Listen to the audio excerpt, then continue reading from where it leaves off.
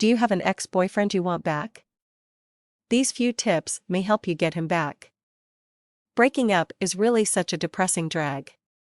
They all come accompanied by hurt feelings and plenty of problems. But they happen just the same, and you now have an ex-boyfriend to get back. Perhaps you've already tried the begging and pleading routine, promised anything to get him back, or maybe you've even split up with your new relationship attempting to win him back. Dramatic attempts, I'm sure you'll agree, stop. You're just pushing him further away from you and making yourself look needy, which, by the way, is not the image you want to be presenting at this point. There is good news for you, because you're about to discover a much better way of doing things. To begin with, you're going to have to look at your situation realistically. Assess your odds of resuming the relationship, and be able to accept the facts of your assessment. Don't automatically make the assumption things can't work out between you both. A large majority of relationships can be saved, although it can be discouraging at times, if you are willing to do what it takes and have the know-how. Being realistic about how your current actions are impacting your chances of getting back with your ex-boyfriend is very important.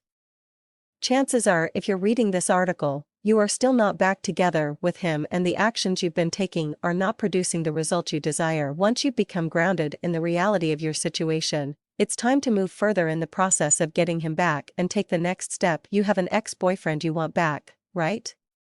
And you keep telling him you want him back and how you feel, right? You need to be careful here. If you've been calling your boyfriend constantly, or a dozen times a day, you're definitely overdoing things. You'll appear desperate, and you don't want that, as it is not an attractive trait for a woman to possess. Your best bet is going to be to cut all communication with him for the time being. That means all communication, no phone contact, no text, no email, no Skype, nothing. Oh, and by the way, don't just accidentally run into him at public venues. You don't want to convince him to get back with you. That's the secret here. The secret is to get him to convince himself that you're his best option for a girlfriend.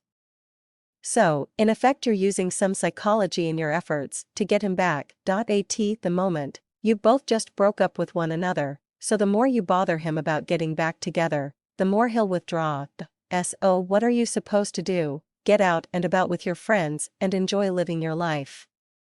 Take good care of you, because you're worth it. After a bit of time has elapsed without any contact from you, his mind will start thinking what you've been doing lately.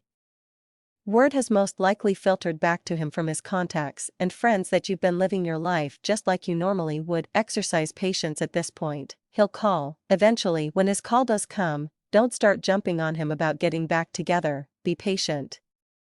Engage him in some light chit-chat and suggest the both of you get together for a face-to-face talk, and then work from there. You have an ex-boyfriend you want back, so use a little subtle psychology tips on him and exercise some patience, and you'll enjoy a much better chance of getting him back.